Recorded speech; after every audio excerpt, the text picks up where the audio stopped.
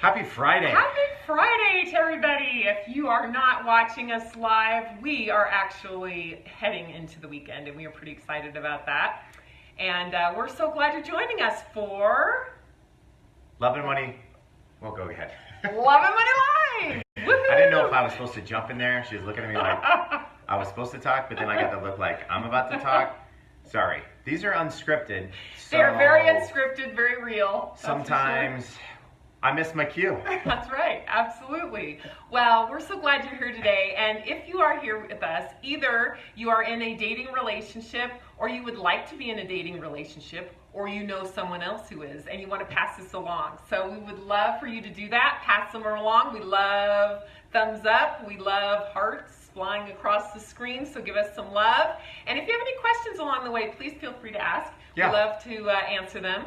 And we're really excited. We had a lot of fun in our dating relationship. But I will tell you one thing. We argued more in our dating relationship than we do now. So true. We got in 3 really, really big fights. We broke up 3 times before we got engaged. Before we got married. I think mostly it was her fault. But that was 20 years ago, water under the bridge. Notice he's putting his arm out there, like... I'm balancing on the chair. Oh, okay. okay. If I sit here, it looks weird. That's so true. I'm leaning it. It hurts. All right, I was going to say, is this unconscious? Look at my posture there. That's terrible. Really, but if I go back here, it looks a better. little better. All right. Anyways. So, so dating's a super duper important time, and we are so glad we had those arguments, fights you could call them, when we were dating, because we really got to know each other and we got to see if we really wanted to spend the rest of our life together. I think we hammered a lot of this stuff out. Yeah. Like you finally said, this is the most amazing man on the face of the earth. Why not marry him? That's what I tell myself anyways. He always tells people, "Hey, it made me laugh." That's why I said yes. That's correct. No, he is just the best. And but we did. We knocked it out before we got married. We did. We had a couple good ones. And we did break up once, thinking once. Well, I mean, our last time we broke up. Oh, we thought that was probably it. We thought that was probably it. She pulled herself together, and no, that one probably was my fault.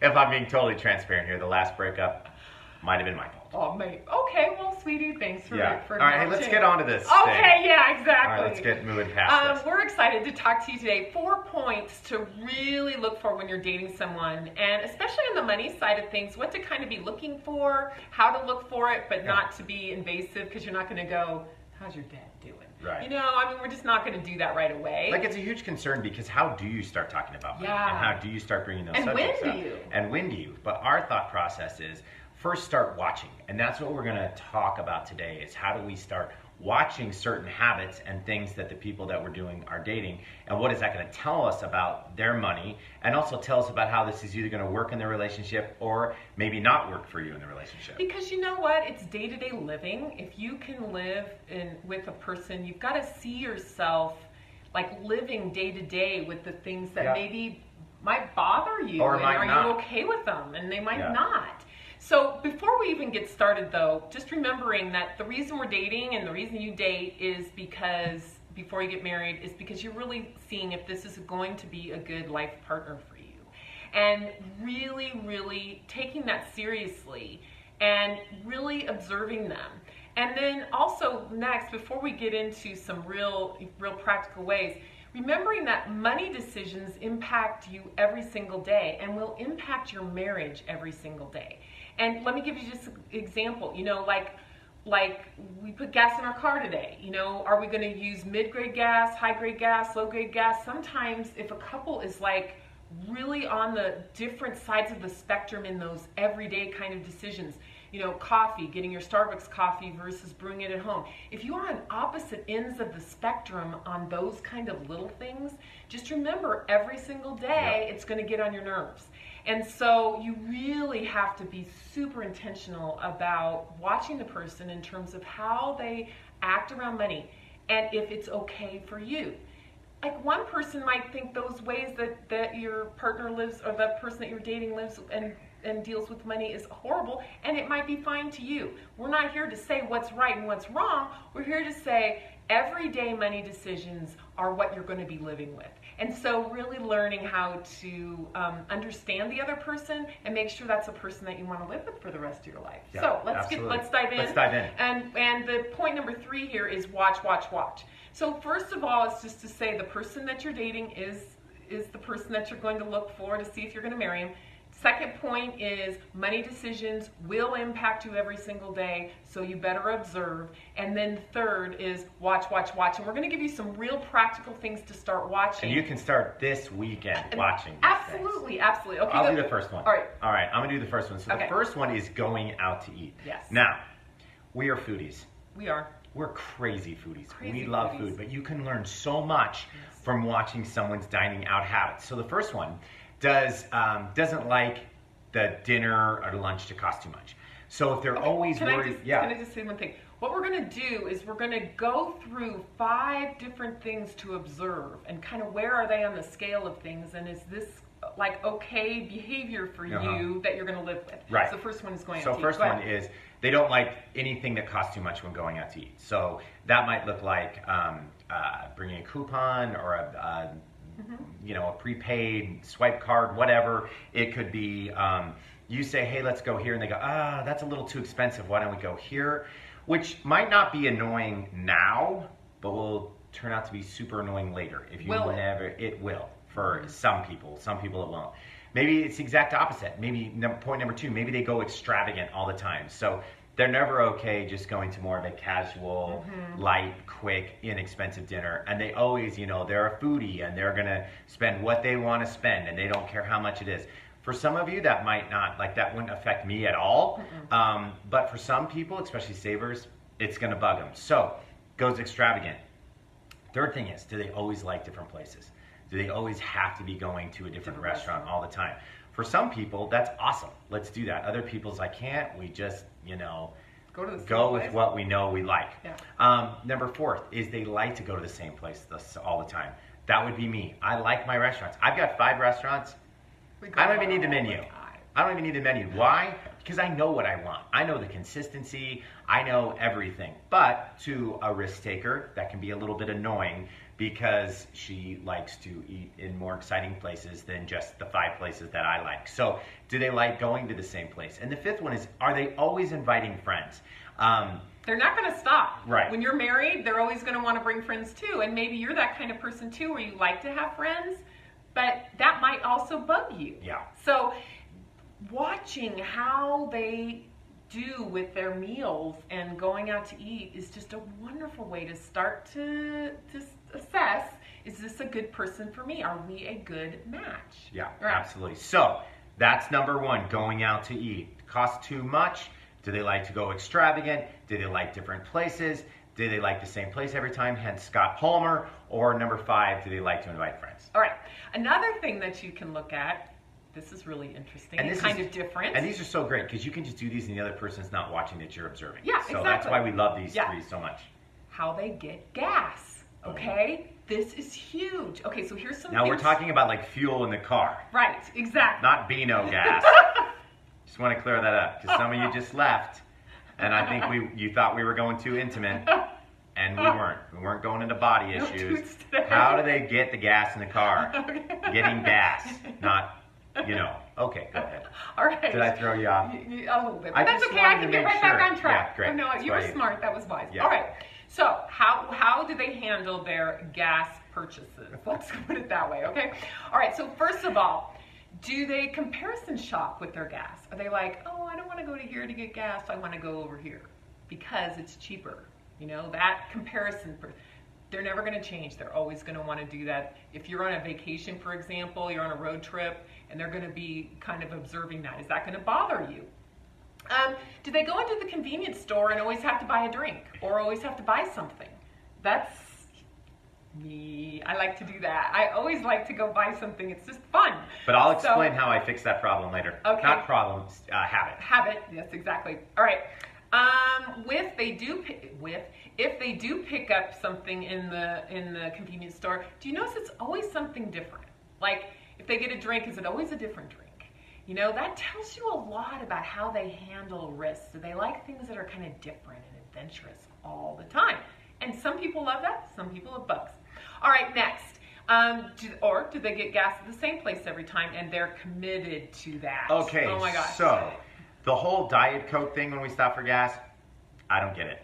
But she loves it, and it's Diet Coke. It's not a big deal. But what I found out, and I'm just going to give a huge shout out to Come and Go, because I will no longer purchase gas anywhere. Even when we're on road trips, I will do a Yelp and find my Come and Go, because all the fuel points that I gets the family free snacks. Drinks. I know that sounds stupid, but really, honestly, I probably save $20, $30 a month in sodas and treats just because I put all my gas in there and I cash in my points. Yes. So do I get the gas at the same place? Every time, yes. In my neighborhood, same Come and Go. And when I'm on the road, I will hunt down a Come and Go. Thank God there's about 700 of them on I-70 when we drive out to Missouri.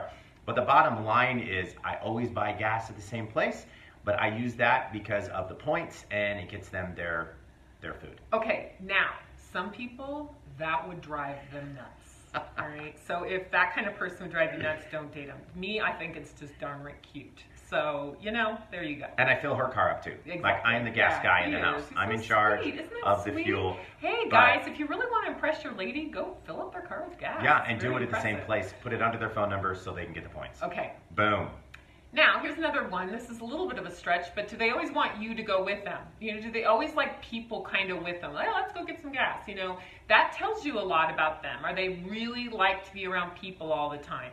So, again, 5 things to observe when they go to get gas. It will tell you a lot about them. It'll tell you about some everyday habits, especially their spending habits. And it'll see if you think that's cute and you like it or it drives you nuts. All right, so the first one was going out to eat, second one is get gas, and the last one is the kinds of dates that the person likes to go on. This tells you tons, and trust me, they won't change. Not changing. They are not changing, so how they are when you date. And that's not a bad thing. No, it's not a bad thing. It's just who they are. So you have to observe, is this the kind of life that you want? And the kind of spending habits. All right, so it gives you an example. Every time you go on a date, do they have to bring a coupon or make sure that it's really cheap? Making sure. I have a friend, I remember at work, and he came in and he goes, I don't think my wife's very happy with me. And I said, well, why do you say that? He goes, well, I went to go give her flowers, but it was actually paper flowers that I had made. Really pissed her off. So, he might do that when you're dating. If that pisses you off when you're dating, don't date them. Okay, yeah. I know. I would never do something like that, and Scott would never do something like that. But maybe you would do something like that. Maybe All right. Do they go lavish on the dates? Do they always have to do things different? I knew a guy, and he just took her on those lavish dates, helicopter rides, always had to go to fancy restaurants, very extravagant kind of person. It's not going to change when you marry him. And then they got married, and it ticked her off. So if he likes to do lavish things now, he or she is going to like to do lavish things later. All right, next. Likes different kinds of dates all the time. Now, Scott is not like that. He kind of likes to do the same thing. He really likes to go out to eat. He really likes to go to movies. And that's how he is. He's not going to change. But he also likes us doing things that are kind of different, too. Yeah. It was kind of, because he's kind of learned from me that that kind of stretches us a little bit. So it's not that the person won't change necessarily, but you have to see if they like you the way that you are. Like, and for you example, make those suggestions. We got invited to a movie premiere. This is kind of fun, up in Denver, for Warner Brothers, and it's next Wednesday. And I remember I was going to ask Scott, I was like, he's not going to want to do it so different. He did. So there you go. So, but you just have to see if you're with the kind of person that likes to do things different. Do they like to do the same kind of dates all the time? That's something to observe. Or do they just like group dates? If they like group dates with other people, they're not going to change. So if you aren't the kind of person who likes to go on group dates, just know that you're going to be fighting against that all the time when you're married. So 3 really strategic ways to watch the person that you're dating. Again, going out to eat, purchasing gas, and then the kinds of dates that they like. All important things to really observe how they use their money in those things and see if that's something that you want to be with. All right, so I want to wrap up with our last point. Yes, and there's no points under it, but here's the bottom line. It's so hard to get people talking about money, especially when you're dating. And it's probably not something that you want to do on date 3, 4, or 5. Right. But if you think your relationship is going to the next level, then you got to start talking about it. And it's probably not with a let's compare our debt scores on wellsfargo.com or whatever you use. Probably not. Credit Karma is not necessarily your friend on date 7. But what can be your friend, and you definitely want to address that stuff later. I'm not making light of it, but if you're thinking about taking that relationship to the next level, start off with your money personalities. Yes. Because you're probably observing this stuff and you probably already know their money personalities, but start off with those money personalities. If they refuse to take a money personality assessment 8 minutes out of their life to show you exactly what they're all about, get out of the relationship. Run as fast as you can, because that's somebody that has something to hide. It's not about their credit score. It's not about what they have saved. It's really about who they are when it comes to money. And you need to know going into that. I wish I would have known with Beth and I. Of course, we hadn't created them yet. Yes. But I wish we would have known about our money personalities, because if we would have known that, it would have saved our relationship so much pain and so much frustration. But we both would want to take that because we both really want to understand and we really want to know, thank you for the thumbs up, who you're dating, and you want to know what you're getting into. Marriage is awesome, but marriage cannot be awesome when you're fighting about money all the time. So Absolutely. please make sure that you both take your money personalities. Make sure you print out those blueprints so you can see where you're going to Well, you got to tell them what they got, where they got to find that. At themoneycouple.com. That's right. Right on top. And just get to know yourself, but also get to know your person. So once again, go to themoneycouple.com, take that money personality assessment, especially if you see the relationship going to a different level. Get the blueprint so you can do a side-by-side comparison of where you are, see where you're going to gel, and see where you're going to bump into each other. You can have an amazing relationship. That's right. Remember, you have 2 money personalities, a primary and secondary, which makes your combination unique and special and different than the person that you're dating. They have 2 money personalities, and that makes their money personality combination. So really fun way to see a difference. And one last thing we want to say is, if they aren't willing to do that, if you think the relationship's going to another level, they're not willing to do that. Bye-bye. Well, bye. Yeah. Not the right timing. Cut them loose. That's right. It's like when you catch a fish and it's like this big and you know you have to cut them loose. Same with that. Just take the hook out and say, there you go, bye-bye. When you're ready to get serious about conversations about money, I'll be waiting. Or maybe not. Maybe I found another man. Maybe I found another woman. I'm going to stop here, but I'm just saying, cut them loose. All right. Thank you, sweetie. Yeah. That's your, wow, got on a soapbox there. I like that. Cut All right. loose. That's right. Throw them back into the pond. There's plenty more. That's right. So find a person that's your great match. Someone that and we should say we didn't get married till we were 28 and 33. That's right. We got married later in life. But you know what? I'm glad we did, yeah. because these are the conversations that you have to have when you go into a grown-up relationship. Exactly. All right. Well, we're so glad you're with us. Every week we do Love and Money Live. Join us. If you are joining us after we are live, please do. We will be sure to get any comments back to you. We love you guys. Think you're awesome. Bringing your love and money together. And as always, make it happen.